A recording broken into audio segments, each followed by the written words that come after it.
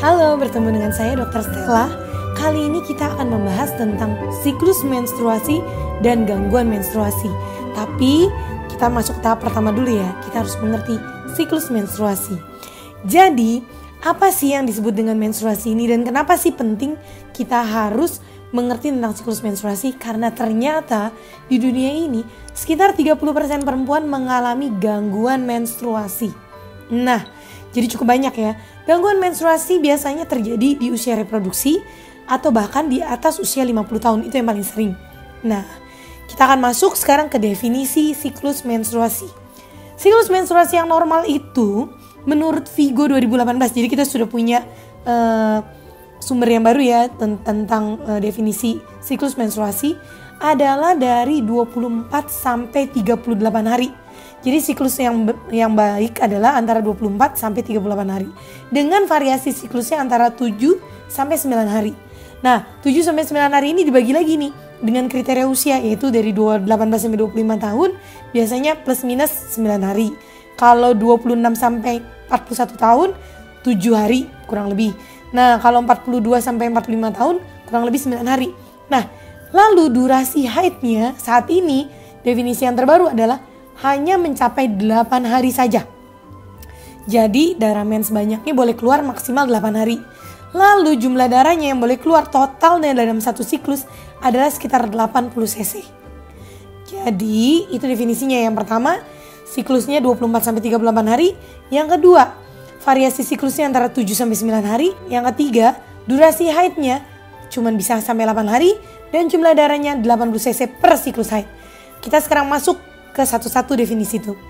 Nah, siklus haid dihitung dari hari pertama mens ke hari pertama mens berikutnya. Contohnya, bila kita mendapatkan menstruasi tanggal 2 Juni, maka apabila kita mendapatkan menstruasi tanggal 29 Juni, maka kita mendapatkan siklus sekitar 27 sampai 28 hari, maka itu masih dalam batas normal. Jadi, dihitungnya dari mens hari pertama ke mens hari pertama selanjutnya. Nah, dengan variasi plus minus 7 sampai 9 hari, maka misalnya kita mendapatkan mens pertama di bulan Juni tanggal 2. Lalu akan mendapatkan mens berikutnya di hari pertamanya bulan Juli tanggal 9.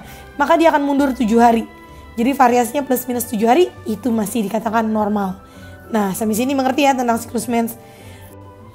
Jadi kapan sih kita harus ke dokter bila terdapat siklus menstruasi yang kurang dari 24 hari atau bila siklus menstruasinya lebih dari 38 hari? Nah, kita masuk ke deskripsi yang berikutnya, yaitu durasi menstruasi. Durasi menstruasi dikatakan yang normal adalah antara 2 sampai 7 hari. Apabila lebih dari 8 hari, maka harus segera konsultasi. Nah, durasi haid ini dihitung dari kapan sih? Dihitung dari hari pertama keluar darah. Jadi, awalnya mungkin darahnya sedikit, tapi sudah memerlukan pembalut, itu sudah dihitung sebagai mens hari pertama. Nah, apabila darahnya hanya sedikit sekali atau kita sebut sebagai flek atau spotting, maka belum disebut sebagai menstruasi. Spotting ini bisa merupakan bagian dari mens apabila dia munculnya sebelum menstruasi atau setelah menstruasi. Tapi dia bisa dianggap bukan menstruasi apabila dia muncul sesudah masa menstruasi selesai atau di luar masa menstruasi.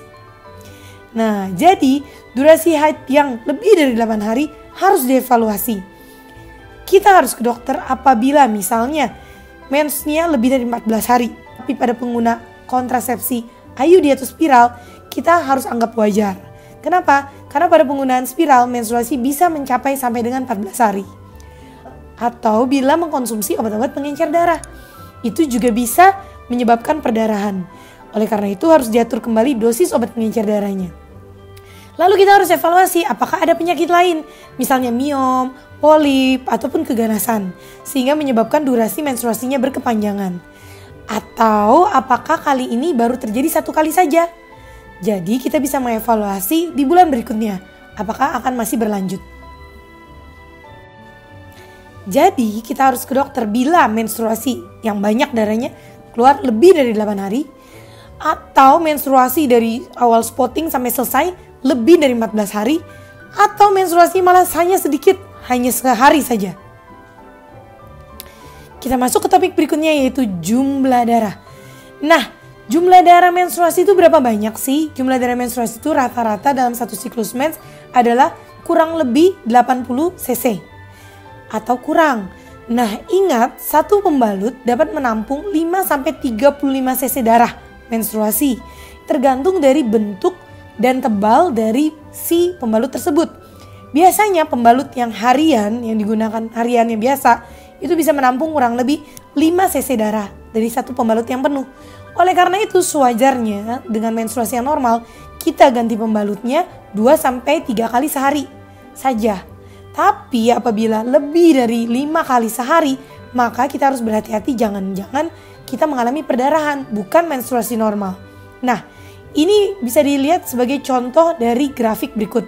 Pada grafik A terlihat bahwa menstruasinya sangat banyak di hari pertama dan kedua. Tapi di hari ketiga, keempat, dan kelima kemudian menjadi sedikit. Sehingga setelah dihitung ternyata jumlah perdarahannya hanya 37 mili. Sedangkan pada yang sebelahnya, pada siklus mens selanjutnya, dia mendapatkan menstruasi cukup banyak di hari 1, 2, 3. Tapi di hari keempat dan kelima sudah sedikit. Sehingga jumlah perdarahan 41 mili. Ini masih normal. Nah, berikutnya adalah tabel di mana berapa sih jumlah darah yang kita bisa kira-kira dari pembalut kita apabila kita menggunakan tisu, pembalut, ataupun kita menggunakan tampon. Nah, bisa dilihat ya.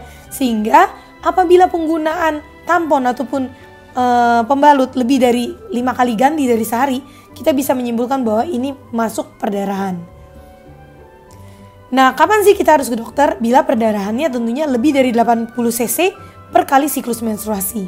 Atau ganti pembalut yang tadi saya bilang 5 kali sehari atau lebih. Atau bila harus ganti pembalut setiap 1-2 jam sekali. Nah, itu juga namanya perdarahan. Nah, gangguan menstruasi ini disebabkan oleh berbagai macam hal. Rata-rata sih kebanyakan karena hormonal. Nah, tapi ada juga penyebabnya yang lain, yaitu misalnya polip, adenomiosis, mioma, keganasan, masalah pembekuan darah, gangguan ovulasi atau pematangan sel telur, atau masalah di lapisan menstruasi, contohnya infeksi di lapisan menstruasi. Nah, untuk mengetahui penyebabnya apa saja dan apakah kita mengalami gangguan menstruasi yang disebabkan oleh hal-hal tersebut, maka harus konsultasikan ke dokter. Biasanya pemeriksaannya berupa pemeriksaan fisik dan juga pemeriksaan ultrasound.